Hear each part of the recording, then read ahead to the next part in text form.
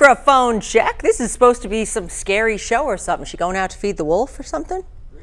What is she doing? Yeah.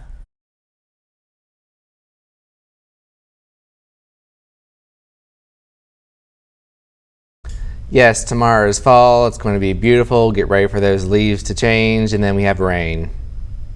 Wow. Good night.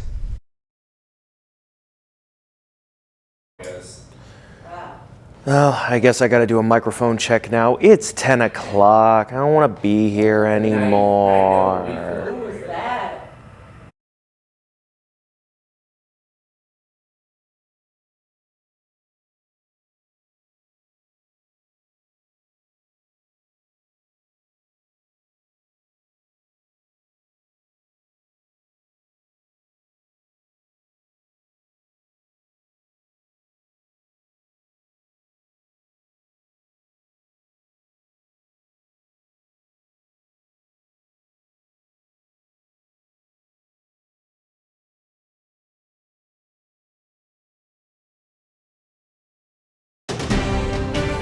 From WXOW, this is La Crosse's own News 19 10 p.m. report. The Federal Reserve announces a dramatic interest rate hike today, the latest in a series of borrowing cost increases. Good evening, I'm Heather Armstrong. Well, the Federal Reserve is raising that key benchmark interest rate yet again in a battle, they say, to slow inflation. Now, the increase is another 3/4 of a percentage point. It's also the 5th hike this year. Rebecca Jarvis tells you how the plan will affect credit cards, car loans, and even new mortgages, and ultimately slow inflation. Tonight, in the fight against inflation, the Federal Reserve raising that key interest rate by another 3/4 of a percentage point. We have got to get inflation behind us. I wish there were a painless way to do that. There isn't. Today's hike, the 3rd since June, will make new car and home loans more expensive. You'll also pay more on your credit card. Take, for example, the average balance, about $7,000. If you're making minimum payments, today's hike could cost you an additional $416 in interest. Mortgage rates, which have doubled since January to more than 6%, are heading higher too. In Washington, D.C., math teacher Emily Brown and her family have outgrown their rental, so she crunched the numbers. It's a big life decision, so you gotta do the math.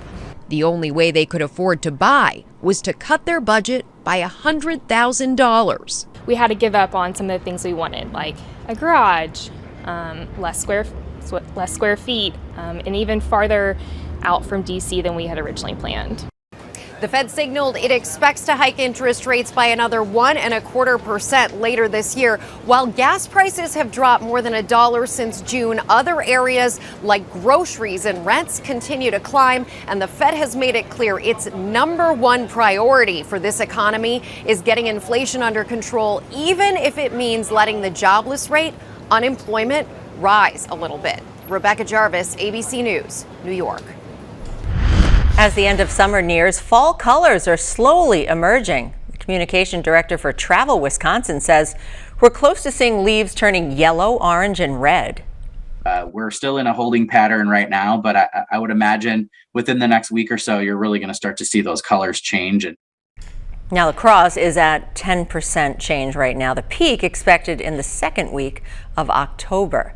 And Miller Hyatt joins us now with our first forecast just in time for tomorrow. Tomorrow's the first day of fall, right? Yep, that's right, Heather, and we're certainly going to start to see those leaves changing color as we have more cooler air headed in our direction. Starting tonight, temperatures will dip down into the 40s in La Crosse, but our northeastern counties will be seeing temperatures in the 30s, so very chilly as we go into the first day of fall tomorrow. Temperatures will be cooler in the 60s with plenty of sunshine, but we do have some rain on the way as we head towards the weekend. I'll time that out and let you know more about our cooler weather coming up, Heather.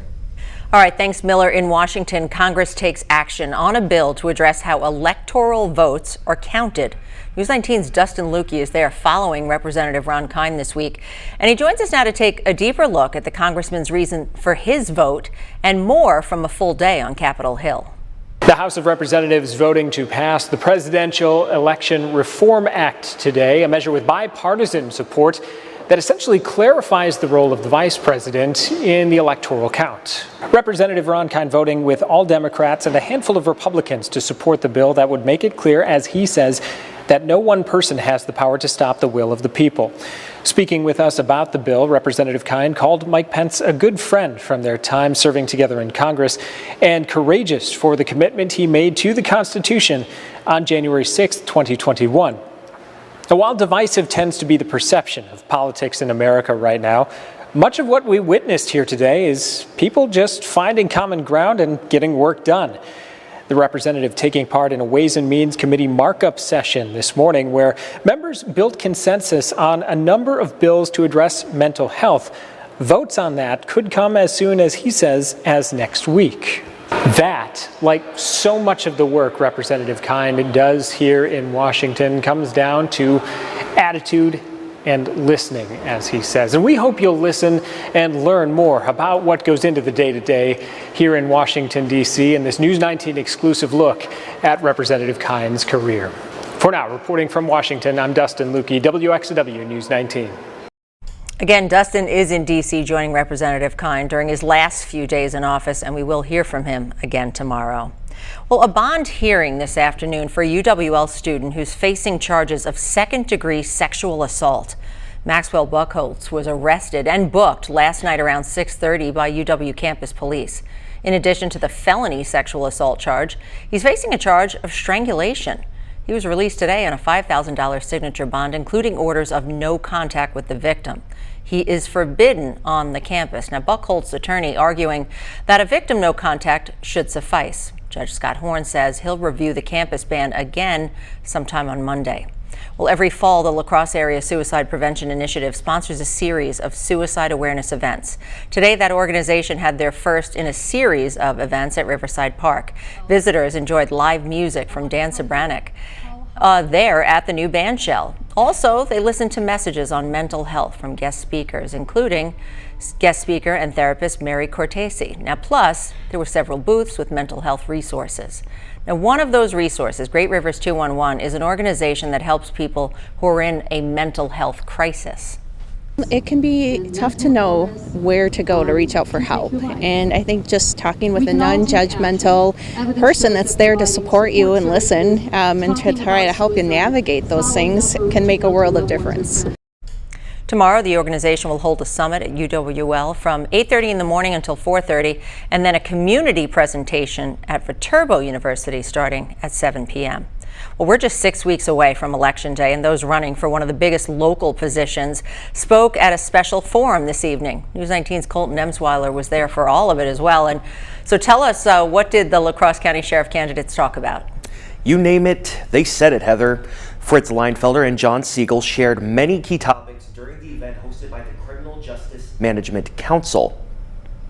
Both sharing policies they hope to implement, putting a heavy emphasis on mental health, but also taking questions from those in attendance regarding gun law enforcement, department use of body cams. Both were in favor of that one. The legalization of marijuana and similar substances, possible engagement with organizations such as Black Lives Matter. The list does go on. Of course, their statements weren't limited to the questions they were asked, Leinfelder bringing one up during his closing remarks. A topic that wasn't brought up was our victims' rights. You know, our victims, our people of La Crosse County deserve to have a secure and safe place to live, whether it's a theft or a violent personal crime, that they're getting the justice, the satisfaction, and that we're eliminating the people that are doing these things to our community. And while there may only be one sheriff, there's a lot of teamwork at play in the county. Siegel recognizes that, especially when it comes to implementing any policies going forward. Tonight was important. The Criminal Justice Management Council has done a lot of work in our community over the years. Our mental health in the jail, healthcare in the jail, bond reviews, intake, how those systems work come out of this committee. So being able to come in and talk directly to them tonight was really nice. And since Leinfelder says no more of these forums are planned, both candidates have their eyes set for Election Day on November 8th. And Heather, both candidates spoke to each other shortly after the event and shared some, let's just call it, good-natured banter, I would say. Fitting as Siegel calls the race for sheriff a friendly competition between the two. Sounds good. Friendly competition. I like it. All right. Thanks, Colton. And coming next month, News 19 plans to take a more in-depth look inside both of those campaigns.